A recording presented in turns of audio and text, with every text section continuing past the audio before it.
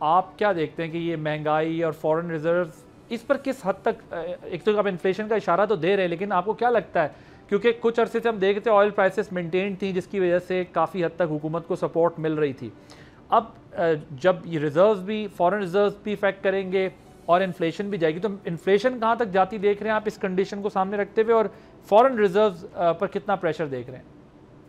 دیکھیے، دو مرتبہ جب تیل کی قیمتیں کم ہو سکتی تھی حکومت نے نہیں کی. ایک مرتبہ انہوں نے 70 روپے سے 78 روپے کر دی لیوی، اور دوسری مرتبہ انہوں نے ایک بلوچستان کی سڑک بنانے کا بہانہ کر دیا اور کہا کہ ہم اس لیے لیوی کم نہیں کر رہے. ہاں تیسری مرتبہ جب موقع ملا تو انہوں نے کہا نہیں، ہم پرانے قرض اتاریں گے آئل مارکیٹنگ کمپنیز کے، اس لیے ہم وہ پیٹرول کی قیمت کم نہیں کریں گے. لیکن 3 مرتبہ ان کا میرے خیال سے آئی ایم ایف سے وعدہ تھا کہ قیمت کم نہیں کریں گے پاکستان میں، تو نہیں کی.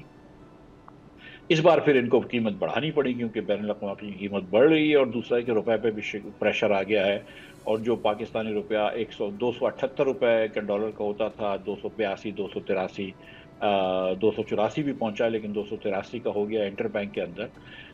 تو آپ کے روپے پہ بھی پریشر ہے. اس کی وجہ یہ ہے کہ فارن ریزروز کے اوپر پریشر ہے اور مہنگائی کا بھی پریشر ہے، دونوں پریشر آ گئے ہیں.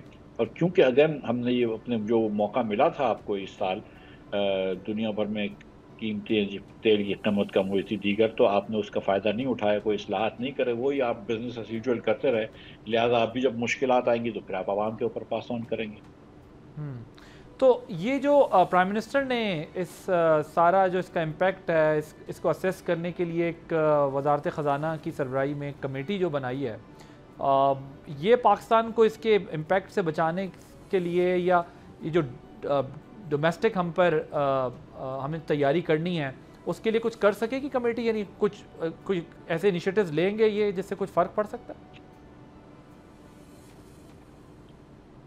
کیا انیشیٹو یہ لے سکتے ہیں جو پرائم منسٹر صاحب ان کو اجازت دیں گے جس سے یہ فرق پڑ سکتا ہے؟ نمبر ایک تو یہ ظاہر ہے، جب آپ کی کاسٹ اتنی بڑھ جاتی ہے، بین الاقوامی آپ کی امپورٹ بڑھ جاتی ہے، پیٹرول مہنگا ہو جاتا ہے، تو ہم جیسے لوگ جو آپ کو کئی عرصے سے کہہ رہے ہیں کہ آپ پی ایس ڈی پی کم کریں، صوبے کے اے ڈی بیز کم کریں، اخراجات اپنے کم کریں، running of the civilian government کے اخراجات بچائیں. وہ اخراجات آپ جب بچائیں گے تو پھر آپ کے پاس کچھ ریزروز ہوں گے جس سے آپ لوگوں کو ٹیکس میں بھی کچھ چھوٹ دے سکیں گے اور عوام کو تھوڑا سا بوجھ ہلکا کر سکیں گے. وہ تو آپ کر نہیں رہے.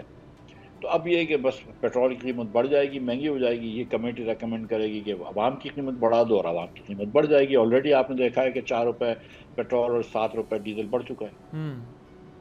سو یہ جو ابھی بڑھایا ہے یہ فوراً اسی کا ایفیکٹ ہے، امیڈیٹ ایفیکٹ آیا ہے، یا پھر یہ کوئی پچھلا ایک چلا آ رہا تھا جس کی وجہ سے کرنا تھا؟ ہر 2 ہفتے بعد حکومت پاکستان نئے پیٹرول کی قیمت ڈیسائیڈ کرتی ہے، وہ ایک فارمولہ کے تحت کرتی ہے. بٹ یہ تو بہت بڑا اور ڈفرینس آیا ہے نا ایک دم. وہ کیونکہ 2 چیزیں ہوئی ہیں نا، کہ تھوڑا سا پیٹرول تھوڑا سا مہنگا ہوا دنیا بھر کی مارکیٹ میں پچھلے 2 ہفتے میں، تیل مہنگا ہوا دنیا بھر میں، اور ساتھ ساتھ روپیہ بھی نیچے گرا ہے.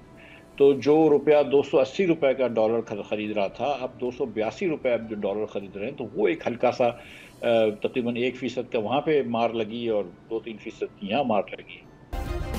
سبسکرائب کریں اور بیل دبائیں تاکہ کوئی خبر رہ نہ جائے.